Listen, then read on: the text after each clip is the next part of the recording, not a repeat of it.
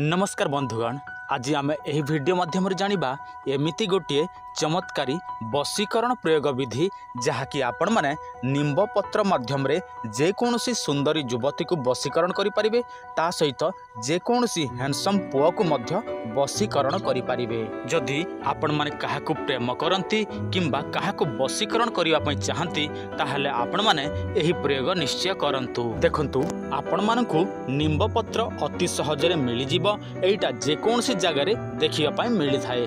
तेणु आपण मानकु अधिक किछि कष्ट करने को पड़िबो नाही। आपण मानकु निंब पत्र जोगाड़ करने को पड़िबो। तापर मो आपण मानकु जेउ विधि रे कहिबी सही विधि रे प्रयोग करने को पड़िबो। तो चलंतु जानि नेबा संपूर्ण प्रयोग विधि। ता पूर्वरु आपण समस्त को गोटे सूचना, जदि आपण माने कोनोसी झियो को पुआ को स्वामी को स्त्री को बशीकरण करने चाहती बा प्रेम करती किंतु सी आपण मानकु प्रेम करुथिला वर्तमान करू नाही किंबा अन्य कहा सहित ताहार प्रेम संपर्क गड़ी उठुछि। आपण माने अनेक प्रकार तंत्र मंत्र कलेनी किंतु आपण माने कौनसी तंत्र सिद्धि करि नाहंती किंबा मंत्र सिद्धि करि नाहंती। तेणु आपण माने से सब प्रयोग कले मध्य हौ नाही। ताहले आपण माने चिंता करिवार कौनसी आवश्यक नाही।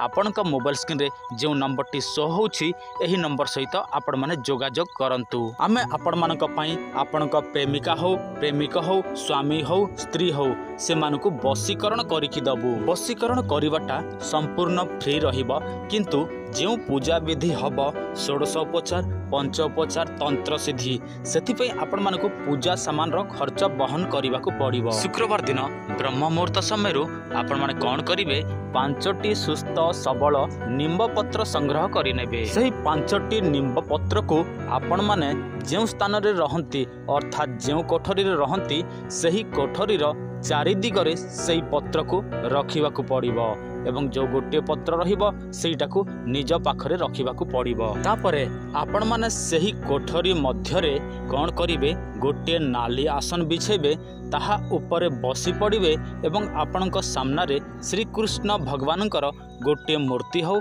किंबा फोटो हो रखिबे एवं श्री कृष्णाय नमः श्री कृष्णाय नमः एही मंत्रटी को आपण माने 108 संख्यारे जप करिवे। एही भाबरे आपण माने कौन करिवे, प्रतिदिन 8 दिन पर्यंत एही प्रक्रिया करिवे।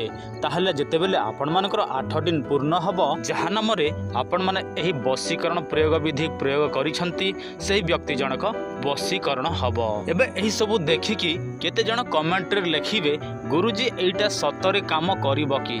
देखंतु काम करिवो न करिवो सेटा आपणक ऊपर निर्भर करि थाए। जे कोनोसी मंत्र तंत्र जंत्र को जदि आपण माने प्रयोग करूछंती ताहले आपणक मन रे तिले मात्र संदेह आनिबे नाही।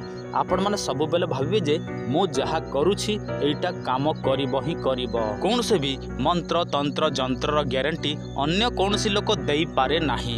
जेतिकी आपण मानकर श्रद्धा विश्वास रहिबो सेतिकी भाबरे मंत्र जंत्र तंत्र काम करिवो। जदि आपणक मनरे श्रद्धा विश्वास नाही ताहले आपण माने 7 जन्म हेले मध्य कौनसी मंत्र तंत्र जंत्र माध्यम रे किछि भी करि पारि।